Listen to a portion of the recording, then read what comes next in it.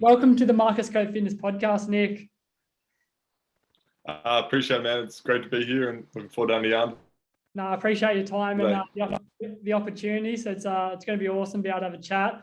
I know you've had a fair bit busy month with the Olympics and everything, so I'd like to touch on that as well. But yeah, firstly, how are you going? I know you're in Japan at the moment. I suppose you're getting back into pre-season as well. Yeah, got to stick around after the Olympics, which has pros and cons, but overall it's been pretty good. So it's good to kind of have a little break here, get to have a look around, and back on court now. So that's exciting, and looking forward to this season ahead. So it should be good to hopefully roll on from that Olympic campaign and want to put a good season in this year. No, it's awesome. It was awesome watching you through the Olympics. You did an incredible job, and yeah, I love watching there as well. I suppose, how is preseason going for the moment? Are you looking pretty good with the team? Yeah, so far so good. Obviously, pretty early days. Japan this year, you got to do 2 weeks quarantine coming in, so Yeah. short on numbers as a group right now, but so is a lot of teams. So a lot of indies, a lot of weights, all that basic preseason stuff, trying to get that conditioning under the belt. And Yeah. I mean, you have a good foundation. It's a good place to build from, and we're definitely doing a good job of starting the right way this year. Yeah, awesome. That's awesome to hear. I suppose starting off your journey through basketball, growing up, and yeah, obviously how'd you get into the love of basketball for yourself? Yeah, it all kind of kicked off in primary school. I had a teacher that really just recommended getting involved, and next thing I knew, we had a group of mates that just every week we were going playing together and competing, and came down to whether I wanted to go to a footy school or a basketball school in high school, and just couldn't say no to the basketball. So kind of probably the big decision was at that point, and then just fell in love with it, fell in love with the game, and being able to go out there and play with the mates and do all that stuff. And never really thought I'd make a career out of it, but kind of just kept rolling ever since. Yeah, awesome. That's really good to hear. I suppose when obviously you touch on didn't think of make a career out of it, I suppose when did you find out or think about maybe going through the ranks there as well? And thought, well, I'm pretty good at this and I'll be able to maybe make something out of it. Yeah, I still don't think I'm very good at this, but I keep rolling, keep trying to do those little things. I think it was probably junior year of college that it kind of became more than just about playing for a couple more years and getting a degree. I mean, that's why I went to college. I thought the opportunity to get the degree, have a backup, and then be able to play as well for a few more years and extend just the enjoyment of playing. I thought there was a perfect chance to do it in college, and got to my junior year and was like, you know what, like I might have a chance here if I can give it a real crack, and just kept trying to take that next step. And a few things fell into place, and still playing. So loving every minute of it, and get to travel the world, play basketball. I mean, pretty great job. Yeah, that definitely is. And I think, obviously going around to different places to be able to explore and see like the sites, and then obviously be able to play at different venues and arenas is pretty cool, I think, as well. So that's really cool to hear. I suppose your time at Perth, how was that? Obviously winning championships is probably the main goal, and getting 2 of them for yourself is pretty incredible. Yeah, I mean, there's a pressure that comes with playing at Perth. You're expected to win every year, and hadn't really had that pressure from other places. But going there, you knew you had to go out and perform every night. You got the Red Army right there going crazy, cheering, but there's also a nervousness that comes with that. But I mean, 2 years, 2 championships was pretty much perfect. I couldn't ask for anything more there. And I mean, I got a house there and stuff now. It kind of feels like home, and the missus is from there. So I love Perth. Hopefully I get a chance to be back there one day.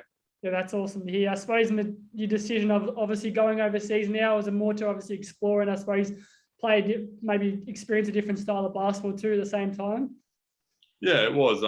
Especially last year was big in preparation for the Olympics. I thought going up against the European bodies and those bigger, stronger guys helped me prepare, and I think it did that.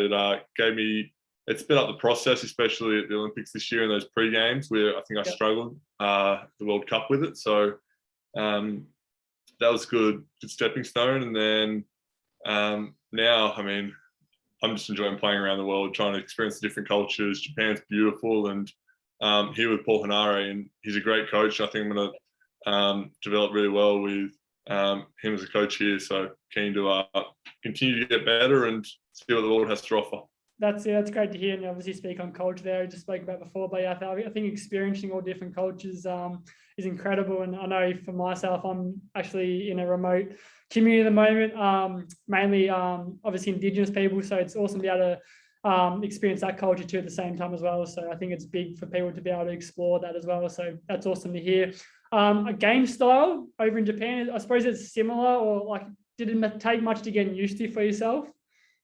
Haven't had a whole lot to do with it yet, just because we haven't had everyone on court. I think each team's pretty unique. It's different to Europe from everything I've seen, especially Spain. Spain was a little bit slower, more half court, more skill based. But I think we're going to try and pick up the pace a fair bit here. Where Shimano's we're a bit smaller. We want to get up and down, do all those little things, and put some pressure on. And I mean, it's a fun style to play. It's going to be tough. We got back to back, so I think we play pretty much every Saturday, Sunday. So it's going to be quick turnarounds, and you got to be able to go. And if we can keep up a good pace and have good conditioning, give ourselves a good chance at the end of the year.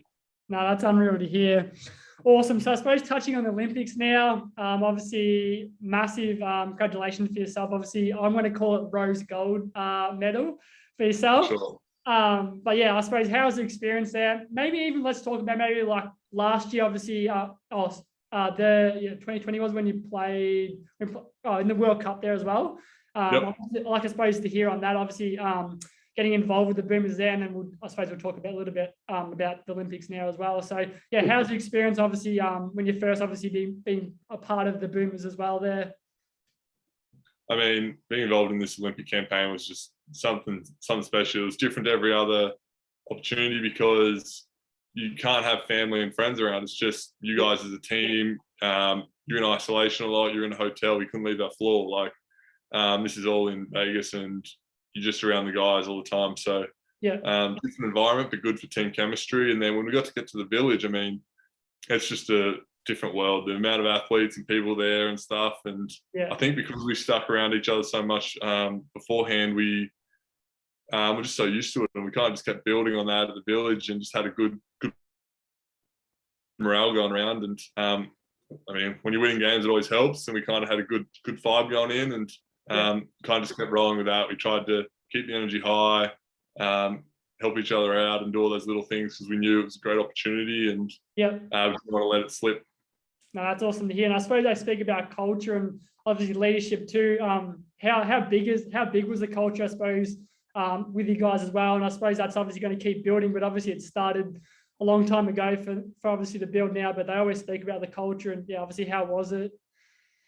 I mean, culture is different to everywhere else you play. Like something special about putting on that green and gold jersey, and to be a part of the Boomers squad, it's kind of like family. It's you're going in there. It feels like no matter where you are, that you are, you're in Australia. You're playing, whether you're in China, in the US, Japan. It feels like you're at home. You got the Aussie bangers playing. You got flags up.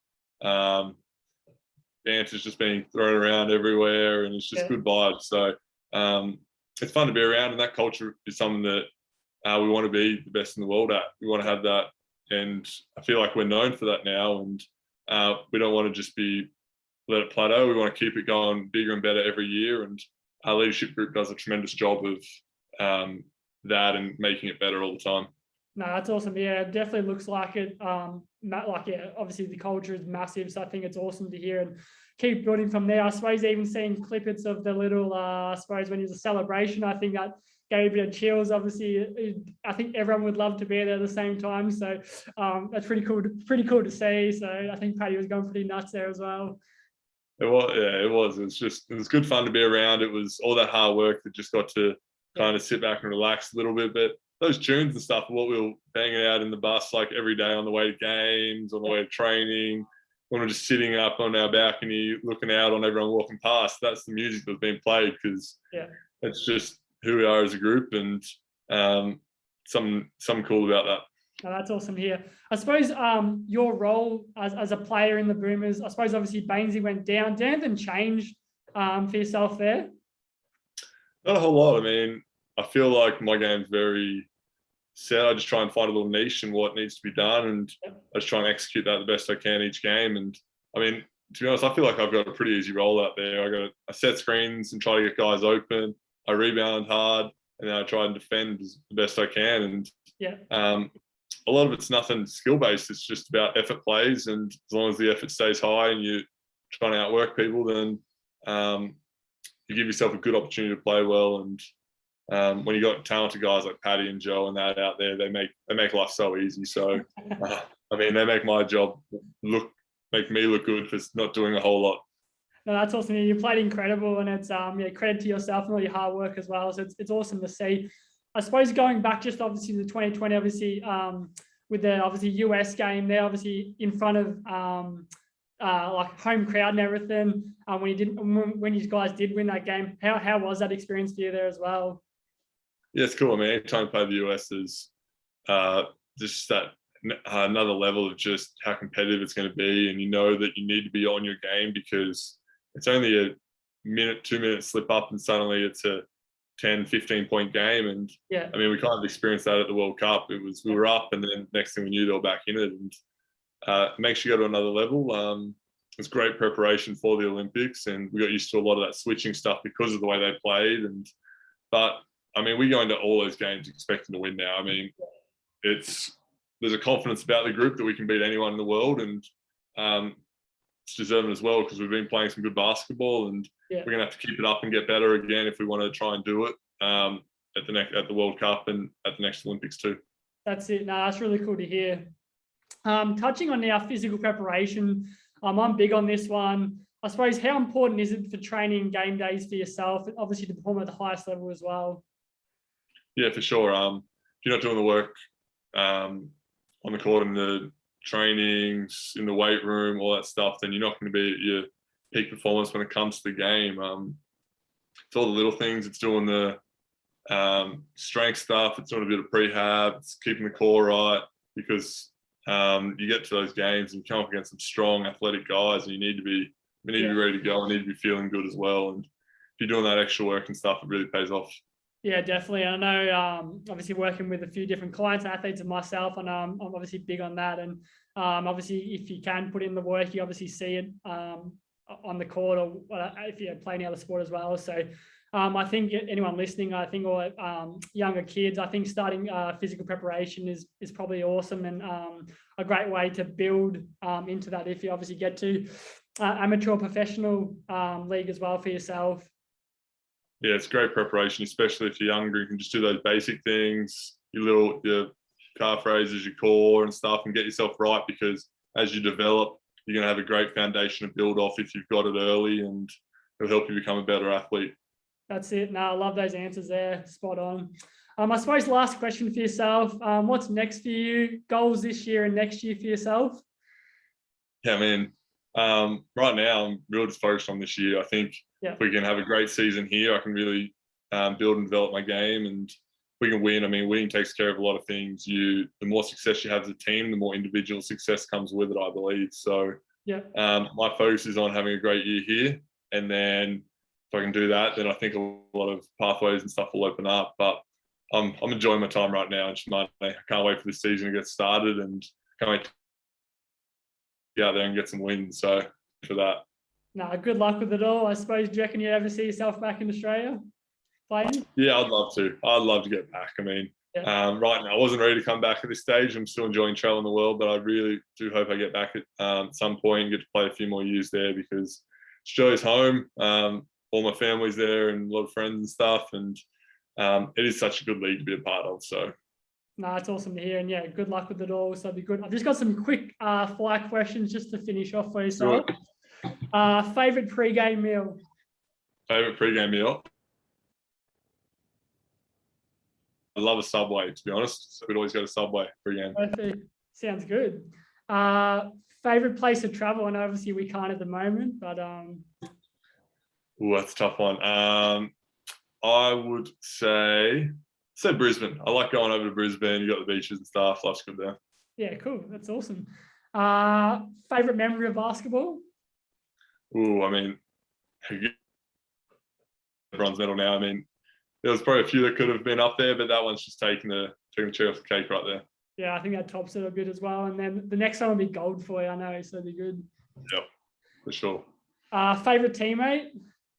Favorite teammate. Spot here. Yeah, tough one. There's a lot of people where you could throw this one out too.